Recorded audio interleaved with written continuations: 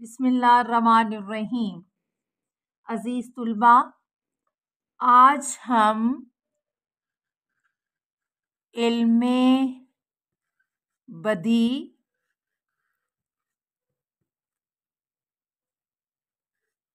और सन्नतों की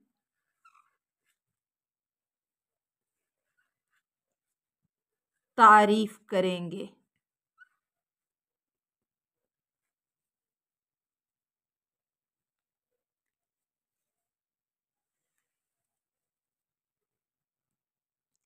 सवाल पहला ये होता है कि बदी क्या है।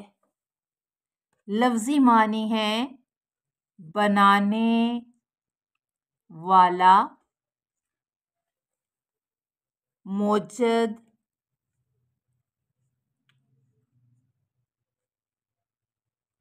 नया, नादिर,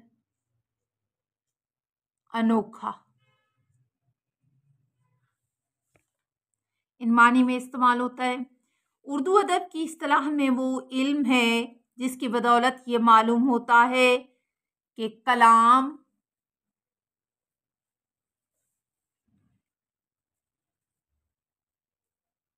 तहरीर या गुफ्तगू वगैरह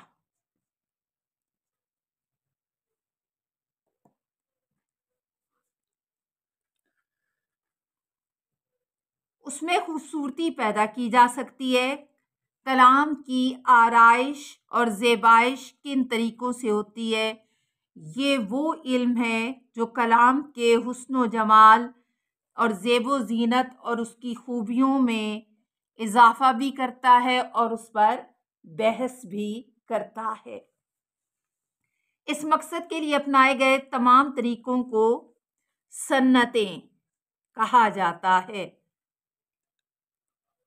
सनाए, सन्नतें, मुहसनात, और ये सिर्फ हुस्न कलाम के लिए इस्तेमाल की जाती हैं, यानी इनके इस्तेमाल ना करने से कलाम पे कोई असर नहीं पड़ता, लेकिन अगर इन्हें इस्तेमाल किया जाए तो कलाम का हुस्न दोबाला हो जाता है। बुनियादी तौर पर सन्नतें दो किस्म की हैं। एक सनाए लफ्जी और दूसरी सनाए मानवी।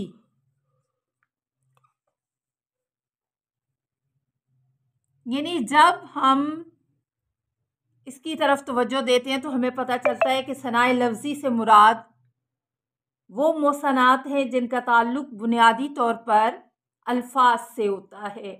गोया जब हमारा ज़हन कलाम की लफ्जी खूबियों की तरफ जाए तो उसे सनाए लफ्जी कहा जाता है। और उसकी अक़साम में सनत क़ल्ब,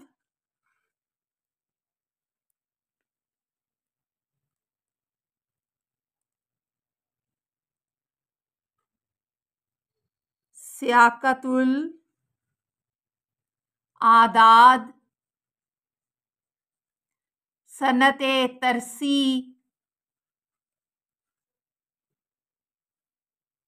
सनत अय्याम वगैरह शामिल हैं। और जब हम सनत मानवी की बात करते हैं तो ये कलाम में इस तरह से इसको इस्तेमाल करना कि कलाम के मानवी हुस्न की तरफ हमारा ज़हन जाए, तो उन्हें सनाए मानवी कहा जाएगा। इस सनत में सनाए लफ्जी के बरक्स गहरी सतहों को मलहूज रखा जाता है और मानवी हुस्न को अहमियत दी जाती है। सनाए मानवी के तहत आने वाली सनतों के नाम हुस्ने तालील,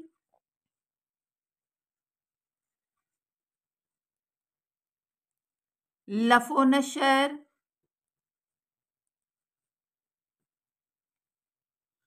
तज़ाद, सवालो जवाब,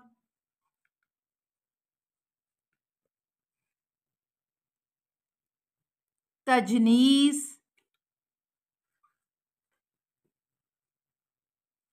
जमा, सनत तफरीक, सनत तकरार, तलमी, मरातुन नज़ीर,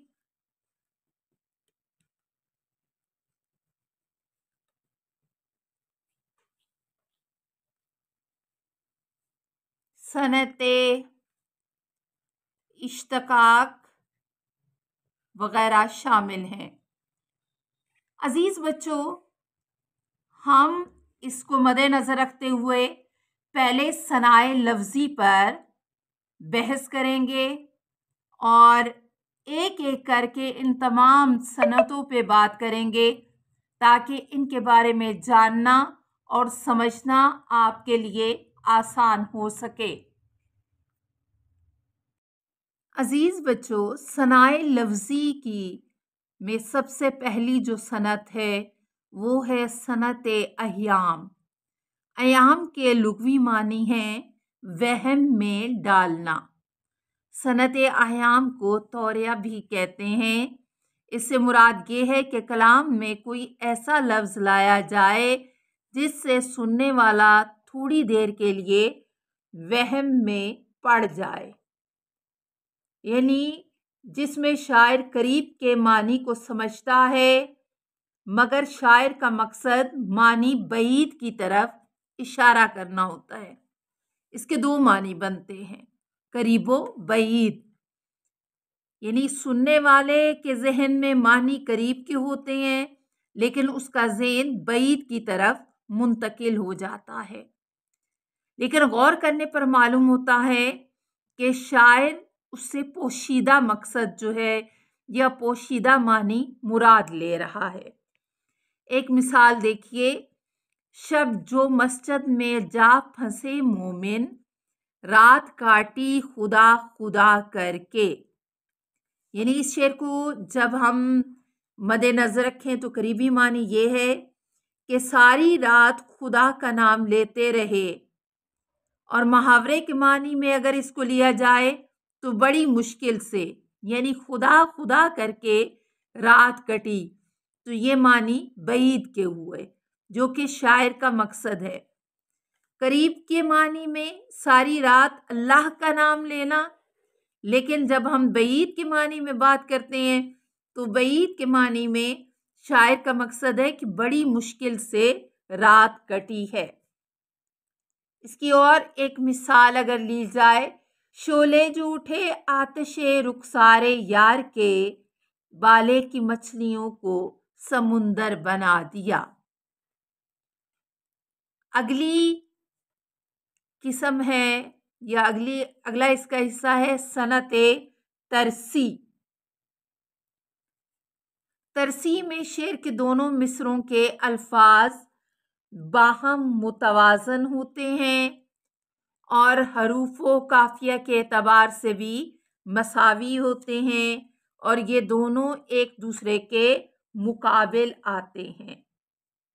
और ऐसी सनत है जिसमें नसर की जो है वो सिन्फ वो भी शुमार की जा सकती है, या ऐसे अल्फाज जिसके आखिरी आवाज़ें एक जैसी हों, यार, गार, इनकार, अफकार वगैरह वगैरह। और जब हम इसकी मिसाल देखते हैं तो मिसाल में देखिए कि बहारें अजब और फिजाएं अजब, सदाएं अजब और हवाएं अजब, तेरी ताखीर हो गई आखिर, मेरी तकदीर सो गई आखिर। यानी इन दोनों अशार को अगर मद्देनज़र रखा जाए तो दूसरे मिसरों का हर लफ्ज़ पहले मिसरे के हर लफ्ज़ से तरतीब वार हम काफिया और हम वज़न है। बहारें, सदाएं, अजब अजब, और आया है इसी तरह से फ़ज़ाएं, फ़िज़ाओं के साथ आया है हवाएं, अजब के साथ अजब। तेरी ताखीर हो गई आखिर, तेरी मेरी, ताखीर तकदीर, हो गई, सो गई, आखिर आखिर। तो ये हम वज़न और हम काफ़िया होंगे। अजीज बच्चों, तवालत को देखते हुए आज की पोस्ट को हम यहाँ पर ही इख्तिताम करते हैं। कल इंशाअल्लाह अगली सनद को देखा जाएगा।